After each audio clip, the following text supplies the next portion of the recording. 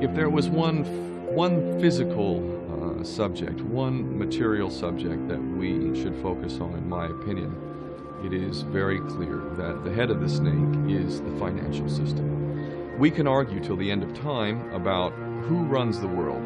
Is it the Jesuits? Is it the reptilians? Is it the Illuminati? Is it the Freemasons? We can go on and on and on and on about this, but I don't think it is reasonable to even begin arguing about the mechanism that is used to exert this control. The mechanism is finance. The whole point of finance is to indebt, otherwise to enslave. The whole system is based on financial fraud, which effectively takes the power that we have and it gives it to a tiny group of individuals who are running the world through the control of finance. With the infinite supply of money that we have allowed them to take, they have literally an infinite supply of money, and with that money, and from their psychopathic point of view, they have bought everything and everyone who can be bought. So those of us who cannot be bought, because we operate on a level that goes way beyond the material, we are not rewarded for such behavior, we are punished for such behavior. And the most slovenly, disgustingly criminal, pedophilia, corrupt moral individuals, those are the ones that are rewarded in this system, which is upside down. When you have an infinite supply of money, you can do this. Take that supply of money away, take that power back, put it in the hands of the people, get rid of fractional reserve banking, which is an obscenity in itself. Let's take back control of the issuance of money, and not just on a national level, but on every country's level. They should be issuing their own currency in a transparent, non-usury based way in which it really, truly benefits the people.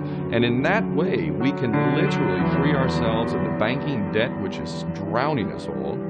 And we can stop scrambling for the crumbs from the table of these filthy rich psychopaths and live in a state of abundance just by changing this one thing. And I'm not just talking about abundance for Western nations who have an artificially inflated value with their currencies. We all in the West are guilty of having that reward while the rest of the world is sucking on it.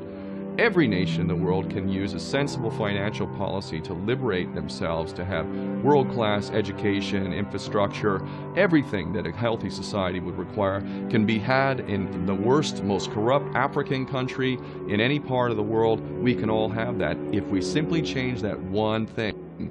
John F. Kennedy did that about 6 months before he was taken out. He issued United States notes as opposed to Federal Reserve notes.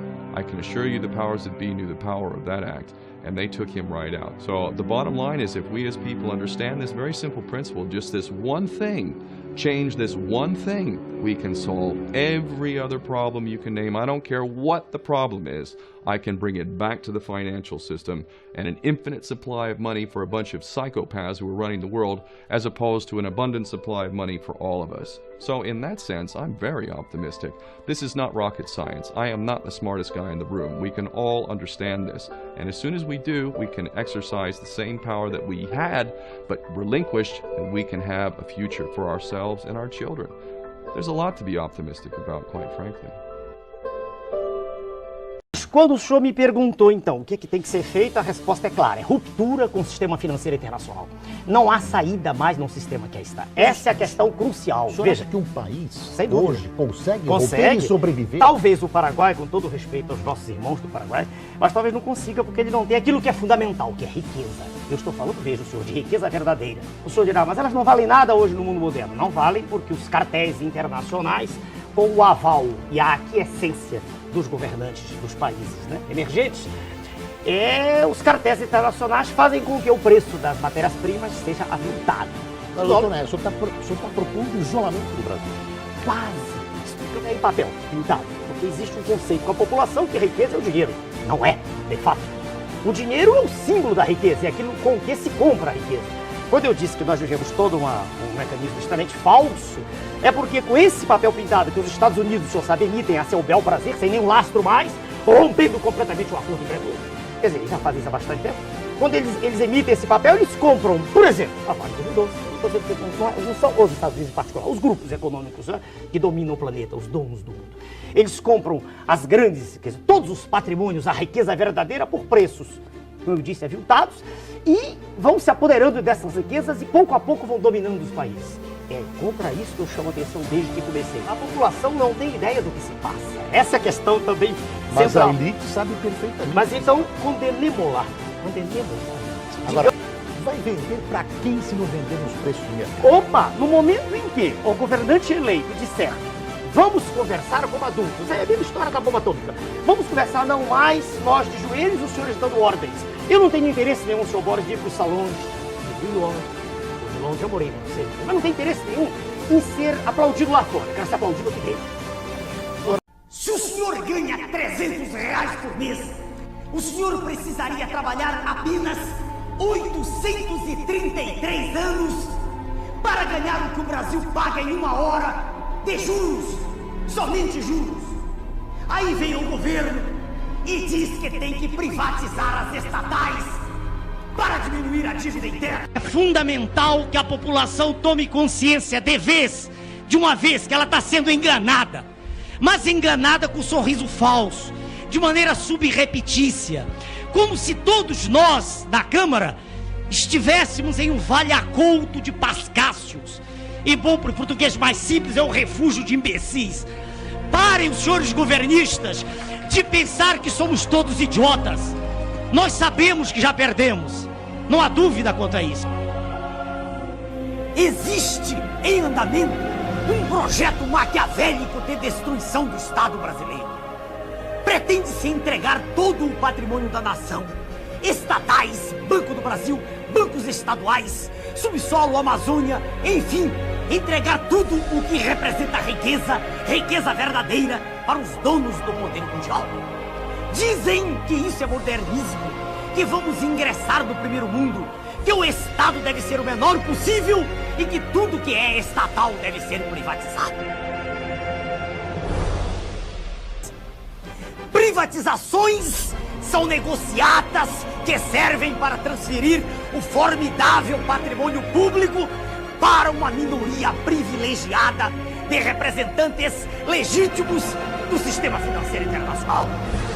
O governo, sob o comando do sistema financeiro internacional, estabelece juros da dívida interna tão extorsivos que vão exaurindo as finanças públicas e vão quebrando as indústrias, destruindo a agricultura, aumentando o desemprego e fazendo com que o povo não acredite em nada que é nacional, com que perca a sua autoestima e que tenha vergonha de ser brasileiro. Daí a propaganda gigantesca a favor do Estado mínimo, de desmoralização das Forças Armadas, que são o braço armado do povo, e de destruição da família, que é a célula básica da sociedade. É a anulação de todos os nossos valores morais. É um deboche institucionalizado. Mas a nação é o povo, com o seu território, com a sua história, os seus costumes, com a sua língua. Eles querem destruir nossa nação, com a desculpa de modernidade, de entrar no primeiro mundo. O que estão fazendo é destruir. Então vamos dizer que o PRONA defende a iniciativa privada, ponto. Deixa bem claro, né? Nós defendemos a livre concorrência. Mas não a livre concorrência internacional. O senhor acha que tem que proteger a indústria nacional, por exemplo? Eu disse isso porque eles também fazem lá fora. Vamos devagar. O neoliberalismo é só para o subdesenvolvido.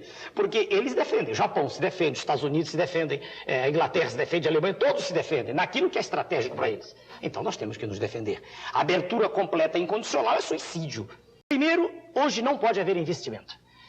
Porque, repito, de cada $3 arrecadados pela União, $1 vai para a especulação. Porque é muito melhor aplicar em qualquer setor, em qualquer região do setor financeiro, do que aplicar na produção. Então, o corte será drástico na especulação. Isso eu já disse diversas vezes, em todos os programas. Quer dizer, as taxas de juros, que normalmente são embutidas nos custos dos produtos, claro, qualquer empresário faz isso, ele não é burro. Ele não é oligofrênico. O empresário, ele tem uma empresa e ela visa a lucro. Se ele, mesmo não precisando de ir a banco, a nenhuma fonte de capital, que não seja o dele, mesmo não precisando, se ele trabalhar com juros menores, ele está perdendo dinheiro. Os outros ganham, então ele embute. Ou ele diz, bom, então não vou cobrar tal cara, pego meu dinheiro e aplico. De qualquer maneira, a produção dele diminui. Então, a primeira coisa é essa, é lutar contra a taxa de juros. Primeira não, são muitas. qual a mudança que o senhor faria na ordem política e econômica para ter uma justa aplicação dos tributos arrecadados, caso o senhor fosse o presidente? Excelente a pergunta. Previmos nesse trabalho, 90 bilhões para 96. Foram entre 94 e 96. Vamos botar um número redondo, bonito. 95 bilhões de dólares. O senhor sabe para onde eles foram? Esses tributos todos, a tributação nacional, falando da nacional. Para onde foi tudo isso? Quase 20 foram para pagar juros.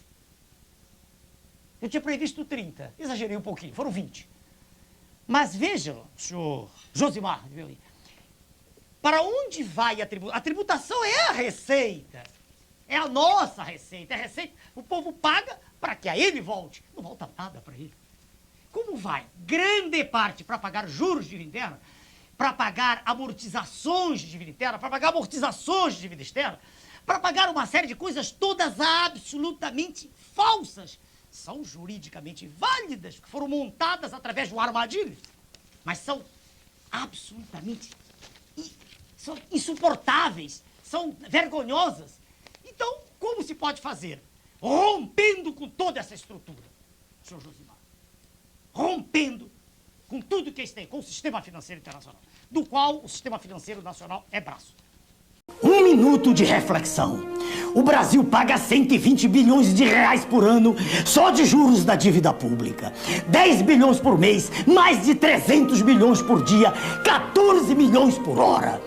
Nós estamos sendo esmagados, sufocados, asfixiados por esses juros insuportáveis que o governo acha lindo pagar ao sistema financeiro internacional. Essa é a razão verdadeira, porque não sobra dinheiro para a educação, as estradas, a saúde, a segurança, para coisa alguma. Essa é a questão central, escondida pelos outros futuros candidatos à presidência que não têm coragem para romper com o sistema financeiro internacional, porque são servos desse monstro hediondo que devora as entranhas do nosso povo. Não há saída possível a não ser a ruptura com o sistema financeiro internacional. E ruptura exige preparo, força e coragem. Meu nome é... Existe em andamento um projeto maquiavélico de destruição do Estado brasileiro. Pretende-se entregar todo o patrimônio da nação, entregar tudo o que representa riqueza verdadeira para os donos do poder mundial. É um verdadeiro assalto à nação, feito às claras, e com a imprensa toda batendo palmas. Com o dinheiro arrecadado das privatizações, diz o governo, estaremos diminuindo a dívida interna do Brasil. Mas o curioso é que se vai vendendo tudo e a dívida interna está aumentando. Em março de 94, a dívida mobiliária era de 50,5 bilhões de dólares. Em junho de 94, com a implantação do real, foi para 59,5 bilhões de dólares. E em julho de 95, com um ano do Plano Real, ela já estava em 82,2 bilhões de dólares. É conduzir o nosso povo, qual manada de búfalos, para o precipício, para a escravidão. É como se fosse um gigantesco octopus, com seus tentáculos, sugando todas as nossas riquezas e drenando-as para os donos do mundo.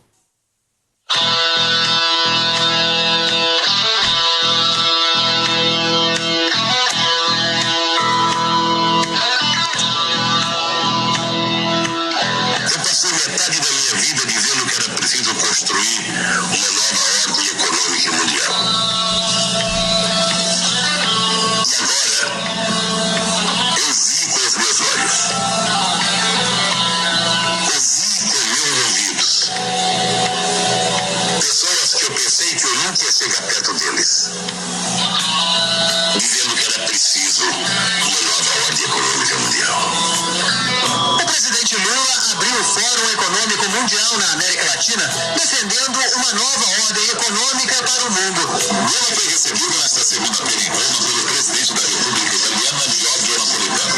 Segundo ele, a atual crise financeira constitui uma extraordinária oportunidade para que se possa refletir sobre os erros e para que seja criada uma nova ordem mundial. O Os temas que estão no centro de nossas preocupações, a crise financeira, a nova governança mundial, a mudança de clima, tem um forte denominador comum. Ele aponta para a necessidade de construir uma nova ordem internacional sustentável,